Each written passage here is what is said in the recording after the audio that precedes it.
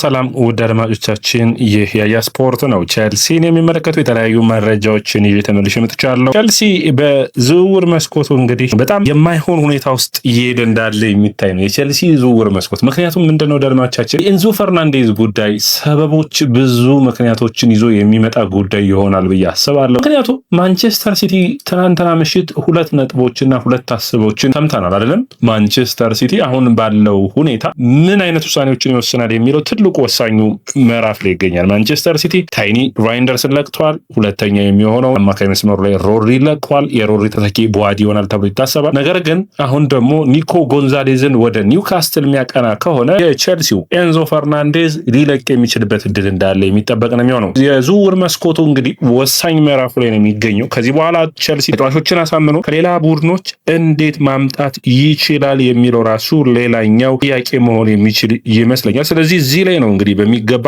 መታሰብ የሚጠበቅበት። ቼልሲ በዝውውር መስኮቱ ላይ ወሳኙ ምዕራፍ ላይ ይገኛል። የተከላካይ መስመርን ማጠናከር አንዱ እቅዳቸው እንደሆነ ይታወቃል። ብዙ ተጫዋቾች ስብስቡን የሚለቁ እንደሚሆኑም የሚጠበቅ ነው የሚሆነው። ታዲያ እዚህ ላይ እንግዲህ አንዳንድ ነጥቦችንም እናንሳና እንጨምር። ማንቸስተር ሲቲ 100 ሚሊዮን ፓውንዶችን ይዘው የኤንዞ ፈርናንዴዝን ለማስፈረም ጥያቄዎችን በሚቀጥሉት ቀናቶች ውስጥ ያቀርባሉ ተብሎ ይጠበቃል። ይህ ማለት ታዲያ ቼልሲ ተጫዋቹ ፍላጎት በተለይ ፓስቶሬ ባለፉት ቀናቶች ውስጥ ከተጫዋቹ ኤጀንት ማለት ነው ከማንቸስተር ሲቲ ጋር ብዙ ንግግሮችን ያደርጓል። ንግግሮቹ ውጤታማ ናቸው የሚባሉ ናቸው። ነገር ግን ዋጋ ነው። አሁን ቼልሲ ከ130 ሚሊዮን ፓውንድ በላይ ዋጋ ቢጠይቅም አሳሳቢ የጊዜ ሂደቶች ይገኛሉ። ከዛ ውጭ ደግሞ ማንቸስተር ሲቲ ኤንዞ ፈርናንዴዝ ብቻ ሳይሆን አዳም ዋርተንን መፈለጋቸው እና አዳም ዋርተን የማይገኝ ከሆነ ለቼልሲ በተለይ አስቸጋሪ የዝውውር መስኮት ሊሆንበት የሚችልበት እድል አለ። ስለዚህ ቼልሲዎች በዝውውር መስኮቱ ላይ በተመሳሳይ ሁኔታ አንድ ተጫዋች ላይ አተኩረው እየሰሩ እንዳለ የመረጃ ምንጮች ያሳያሉ። ያም ተጫዋች ማርቲን ዙብሜንዲ ነው። ባለፈው ውድድር ዓመት ከሪያል ሶሲዳድ አርሰናሎች ያስፈረሙት ማርቲን ዙብሜንዲ አሁን በውድድር ዓመቱ የእንግሊዝ ፕሪሚየር ሊግን ካሳካ በኋላ መድፈኞቹን ሊለቅ የሚችልበት እድል እንዳለ የሚጠበቅ ነው የሚሆነው። የአርሰናል አማካይ መስመር በተጫዋቾች ብዛት ተጨናንቋል ማለት የሚቻል ነው የሚሆነው። አርሰናል እንግዲህ ብሩኖ ጎሜሬስ፣ ማርቲን ዙብሜንዲ፣ ዲክላን ራይስ፣ ሊዩስ ስካሊ እነዚህ አራቱ የመሃል ተከላካዮች ሚካኤል ሞሬኖስ ጨምሮ 5 የሚሆኑበት እድል አለ። ስለዚህ አርሰናሎች ማርቲን ዙብሜንዲ ትክክለኛ ዋጋ ከቀረበላቸው ሊለቁ የሚችሉበት እድል ይኖራል። ባለፈው የዝውውር መስኮት 65 ሚሊዮን ዩሮን አወጣው ነው ከሪያል ሶሲዳድ ያስፈረሙ ማርቲን ዙብሜንዲና እንዲሁም ደግሞ ዣቪ አሎንሶ ማለት በጥሩ ሁኔታ ከዚህ በፊት ግንኙነት የነበራቸው በተለይ በታዳጊ ቡድን ውስጥ ይህንን ተጫዋች የአማካይ መስመሩ ላይ ጨዋታ ቴምፖ በመቆጣጠር የተሻለ ፐርፎርማንስ ይኖረዋል በሚል በሚገባ መልመላዎችን እንዲሁም ደግሞ የተጫዋቹን ፐርፎርማንስ በሪያል ሶሲዳድ ቤት በሚገባ ያዘጋጀው ነው። አምና አርሰናል ሲያስፈርመው እንኳን ዣቪ አሎንሶ ወደ ሪያል ማድሪድ እንዲመጣለት ይፈልግ ነበር። በተለይ ዣቪ አሎንሶ ከኋላ ሆኖ የጨዋታዎችን ቴምፖ የሚቆጣጠር ተጫዋችን ይፈልጋል እና ይህ ተጫዋች ተመራጭ ተጫዋች ሆኖ ሊቀርብ የሚችልበት እድል አለ። ይህ ታዲያ ለቼልሲ ኃላፊዎች ተመራጭ ተጫዋች ያደርገዋል ኤንዞ ፈርናንዴዝን ካጡ በኋላ።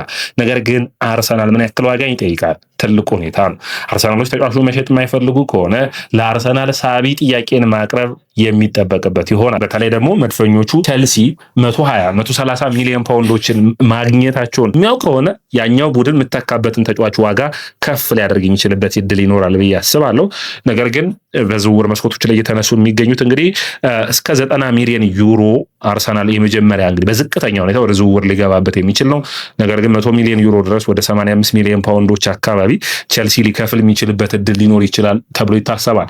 በኔ እይታ ቼልሲ ኤንዞ ፈርናንዴዝን ለቆ ማርቲን ዙብሜንዲን የሚያመጣ ከሆነ በጣም የተሻለ ፐርፎርማንስ ያለው ቡድኑን በሚገባ ማሻሻል የሚችል በጣም ጠንካራ ሰራተኛ ባለፈው የውድድር ዓመት አርሰናል ዋንጫውን እንዲያሳካ እስከ የካቲት ድረስ ያሳየው ድንቅ ብቃት መነሳት የሚጠበቅበት ነው። ነገር ግን በውድድር ዓመቱ መጨረሻ ላይ ደግሞ የብቃቱ እየቀነሰ እንደመጣ የሚታይ ነው። ነገር ግን አሎንሶ የሚፈልገው አይነት ተጫዋች እንደሆነ መረሳት የለበትም። እንግዲህ ይህንን የዝውውር ሁኔታ መታየት የሚጠበቅበት ነው። ቼልሲ ግን አንድ ማርቲን ዙብሜንዲን ብቻ አይደለም የያዘው፣ አሌክስ ስካትን ይዟል። ሌላኛው አዳም ዋርተን እንግዲህ የኤንዞ ፈርናንዴዝ መልቀቅ እርግጥ የሚሆን ከሆነ በሁለቱ ተጫዋቾች የመተካት ፍላጎት አለው።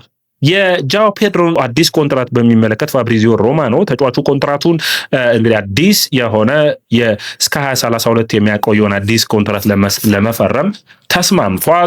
መፈረም ብቻ ሳይሆን ደሞዙ የሚሻሻልለት ይሆናል። ይህ እንግዲህ በጣም ጥሩ እድልን የሚያመጣ ይሆናል። እንግዲህ በደሞዙ ማደግ፣ ፊርማዎቹ፣ ሁሉ ነገሮች ተከናውኗል።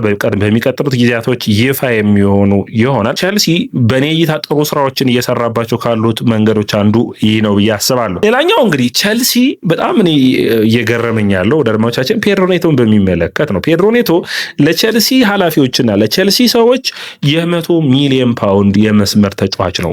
ኢሊት ዊንገር ነው ብለው ያምናሉ።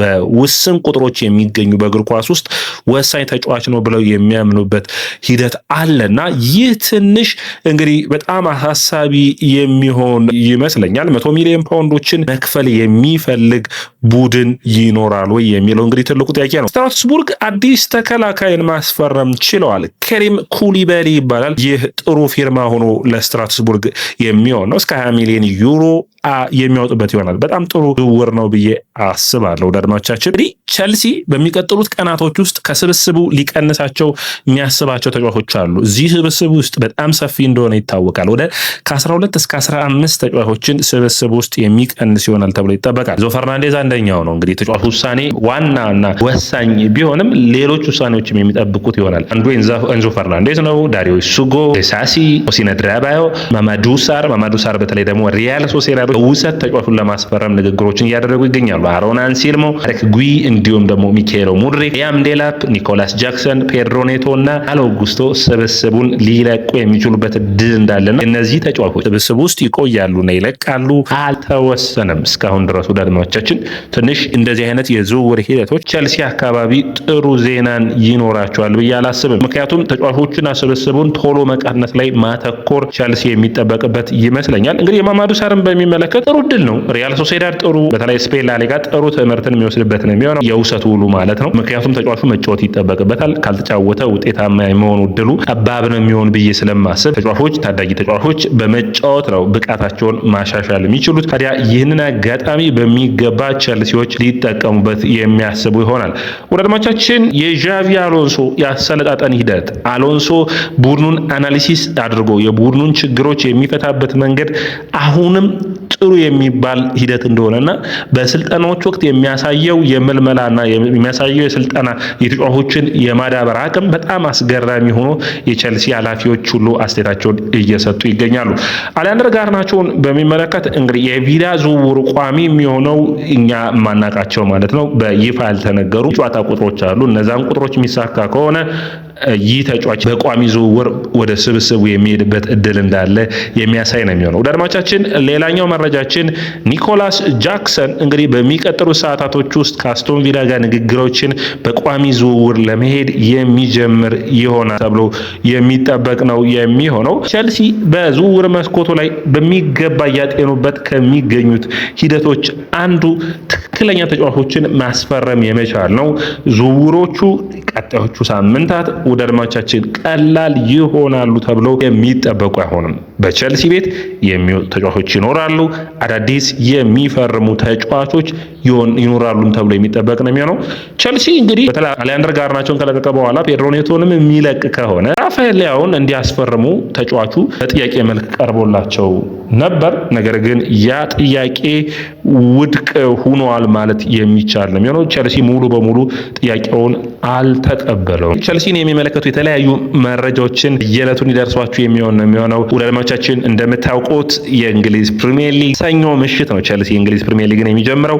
ተጠባቂ የሆነ ጨዋታ ነው ከፉልሃም ጋር። ያንን ጨዋታ በሚመለከት ሌሎች ፕሮግራሞችን ይዘን የምንመጣ ይሆናል። በዲያሺል ናፖሊ ኔፕልስ ደርሷል። የጤና ምርመራውን እያደረገ የሚገኝ ነው የሚሆነው። ቸልሲ እንግዲህ የዚህ ተጫዋች ጉዳት ካላጋጠመው በቋሚ ውል ቸልሲን የሚለቅበትም እድል እንዳለ የሚታወቅ ነው። እንግዲህ አንዱ ቸልሲን በሚገባ የሚያግዝ ይሆናል ተብሎ የሚታሰብ ነው የሚሆነው። ቸልሲ አሁንም ቢሆን በኖቲንጋም ፎረስቱ የአማካይ መስመር ተጫዋች ለሆነው ለሞርጋን ጊብስ ዋይት ያላቸው ፍላጎት አልቀነሰም። ነገር ግን ኖቲንጋም ፎረስት ተጫዋቹ አይሸጥም የሚል ግልጽ አቋም ነው ያላቸው። ነገር ግን ቸልሲ እነዚህን በስብስቡ ላይ የሚገኙ ተጫዋቾችን የማስፈረም ፍላጎቱ እንግዲህ በተለይ እንደ ሞርጋን ሮጀርስ አይነት ተጫዋቾችን የሚያስፈርመው ስብስቡ ውስጥ የሚለቁ ተጫዋቾች ሲኖሩ ነው።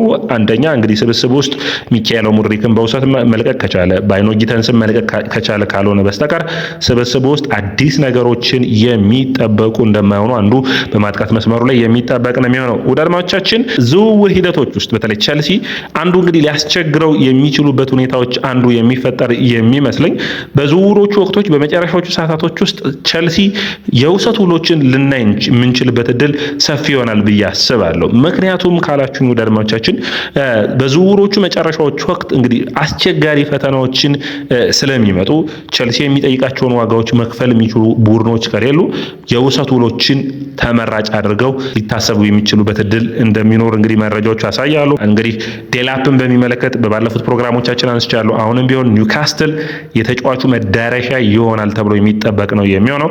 ኒውካስትል በሚገባ እንግዲህ ተጫዋቹን እያዩት ይገኛሉ። ነገር ግን በቋሚ ቸልሲ የሚፈልገውን 40-50 ሚሊዮን ፓውንዶች ኒውካስትሎችም ቢሆኑ የመክፈል ፍላጎት ላይኖራቸው ይችላል።